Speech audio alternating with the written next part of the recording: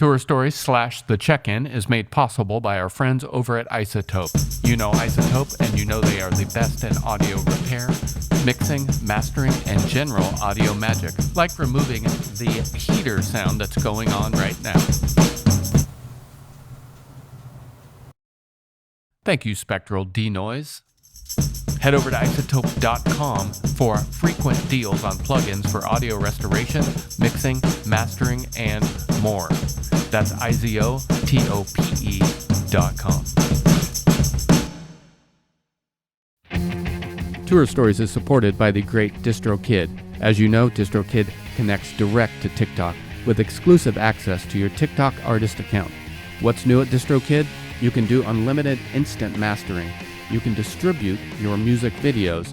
And the newest, greatest thing, Bandzoogle, where you can build a website and a store in minutes. And of course, they have an app, which is a delight to post new songs and get paid. Tour Story listeners get 30% off at distrokid.com/VIP/Tour Stories. DistroKid. Get your music out there.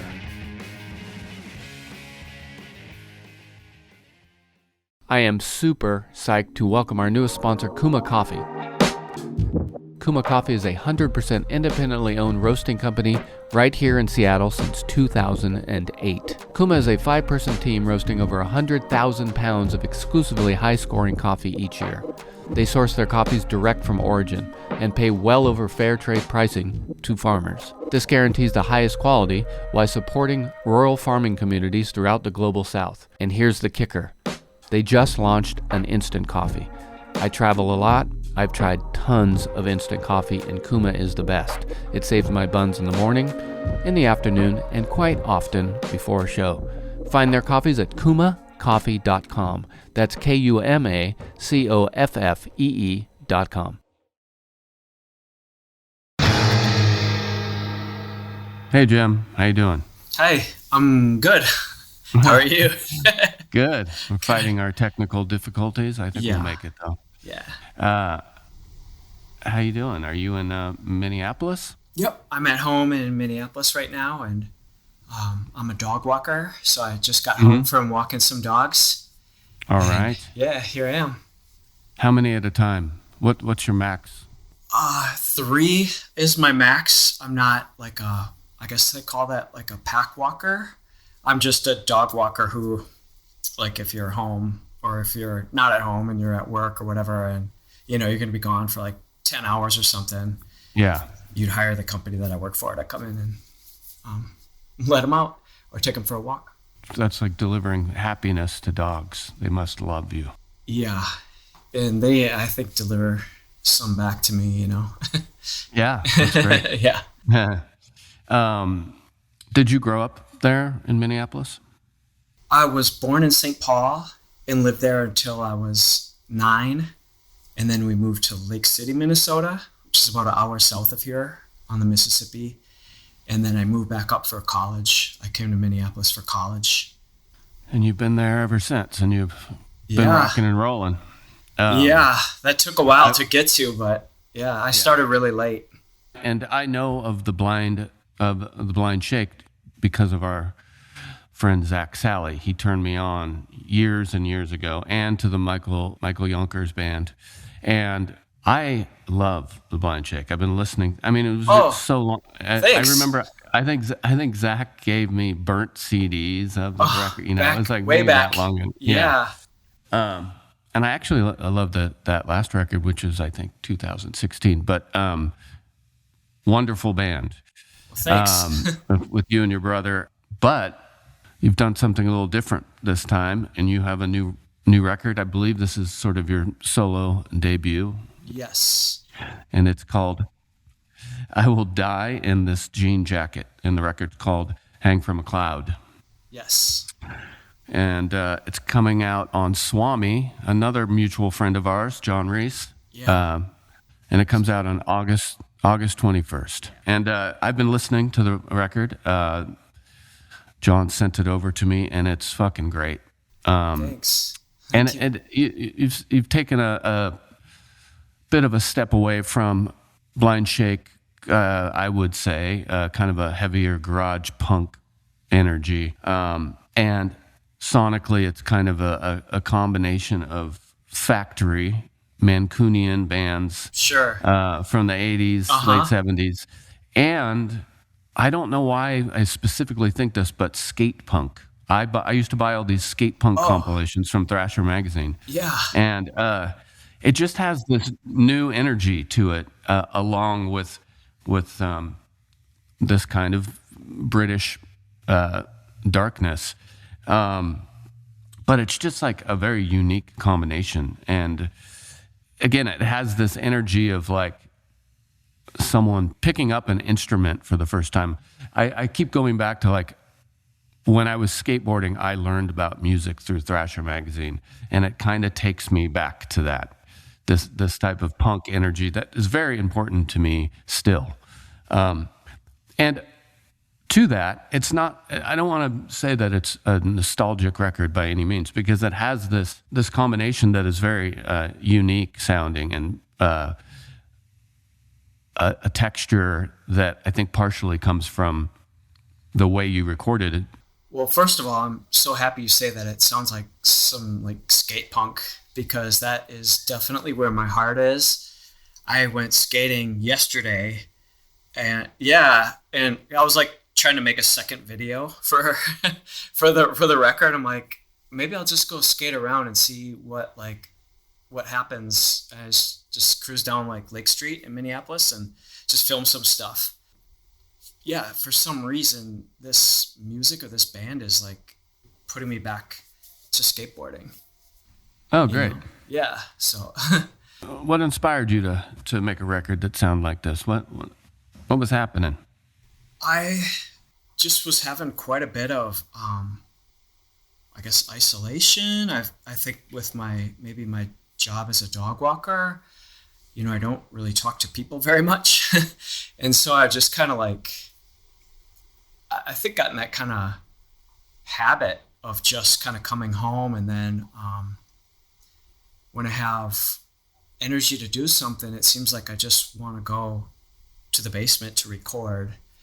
And the way I kind of work is like I write and rehearse and record at the same time, so just going downstairs to play could be like a full song done, or completely nothing, Gotcha. Yeah. So it's just that kind of like reward system of sometimes it all works out that I just kept, just keep going back for.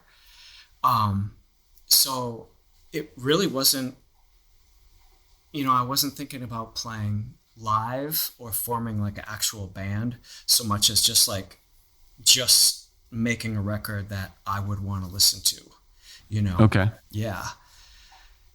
And I guess I didn't realize how much I thought of maybe other people in my other bands, just like the audience or whatever. And this one was definitely way more thinking of just making something that just felt really honest to me. I'm not saying that the other stuff wasn't honest. It just was I got you. Yeah, just this is like, I would say maybe some of my friends wouldn't necessarily love this record if they were a fan of other stuff that I had done. Put it that way. Right. Yeah. Yeah. You both sing in The Blind Shake and write lyrics. And are your vocals any different on this? Did you have a different approach? Either lyrics or vocals? Definitely. The lyrics came the same day that I was planning on singing it. So it was just like, I'm not going to go back upstairs until this is done, So it was just like, oddly, it kind of created like a little kind of a safe spot to write really honestly, because I had to write fast, and maybe paint with primary colors, just try to keep it a little bit more basic, I guess.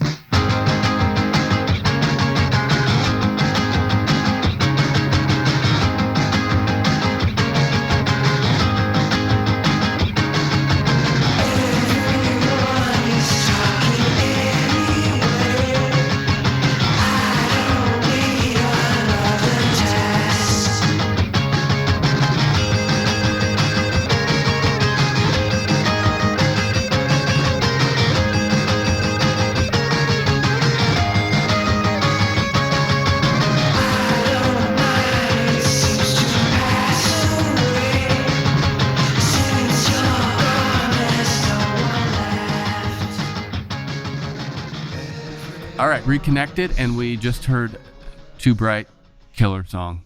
I listened to it a bunch on my run yesterday and the day before. It's a great tune. Thank you. And as I mentioned before, there is a sheen of analog on this recording, and I think I understand that you did this on tape. Tell me a little bit about recording. Yeah, I record everything in my basement, and I have one of those Tascam 388. It's like a quarter-inch reel-to-reel. Yeah. And it seems like the way I work is I just record just a ton of songs, and then I want to mix them and then kind of see which ones work from there. But it just gets so expensive to go to a studio and try to mix that. Yeah. So at one point I was just like, you know what, I'm just going to mix it here. And I've never mixed anything before. And I'm just, the only thing I have to mix down to is a tape deck, like a cassette. And and so I mixed everything down to that, just pretty much listening to, what do you call it? Like, home, like stereo speakers instead of like monitors. But I would just maybe listen to something that I liked and then just get it to the spot where I like that too, you know, and I called it done. Yeah. Yeah, it's great. And it's all very cohesive. It sounds like you just explained something to where the songs might all sound mixed different, but there is this really nice cohesion to them. Oh, that's cool. And then a friend of mine at Soft Cult Studio, Matt Castor, he gave it the kind of spit shine master job, and made whatever it seem they do like when they do that. He made it seem like I know what I'm doing. So that really helped with the cohesiveness. It's fun to really crank too. I don't know if you've listened to it loud in headphones, but it's really nice. Oh, I haven't. You know, once I kind of like finished it, You're done with it. Yeah. And did you played all the instruments? It's just you? Yep. Yeah, just me on everything. I learned to use a drum machine. And then I also, for the first time, played a synth. And I never thought I would do that, but some of the songs were sounding very 80s, and I'm like, you know what? Let's just go all the way with this thing here. So yeah. And the drum machine really helps me because I have such bad hearing, and my hearing loss is pretty intense. And so from rock and roll, yeah. And you know, I was a barista for a really long time too, and I swear making cappuccinos took me out too. Yeah, you know, that's a high frequency you get to hear a lot. Yeah. So yeah, cappuccinos and the snare drum. So me as a drummer, I'm not the best or anything, so it might take me literally all day to get the drum track that I like, and I'm just playing to my, you know, no music at all, just like to the song sort of in my head. And if I just miss a little thing, I'm like, is anyone going to hear that? And then I listen back and I heard it and I'm like, but my wrist is so tired and I got to come back the next day. So my hearing really kind of took a beating. But with a drum machine, you know, it's just, I just play to it for just once through and it's just done. Oh, cool. So it just is, I don't know. It's just, I love working fast, you know? Yeah. So it really helps that. Well, congratulations, because this record it's so great. Thanks. I really appreciate you saying that. As we mentioned, I'm on tour. I've been turning my band members onto it. It works in a group, in a backstage, let's say. Oh, hopefully, and maybe a late night drive. That's like the true test.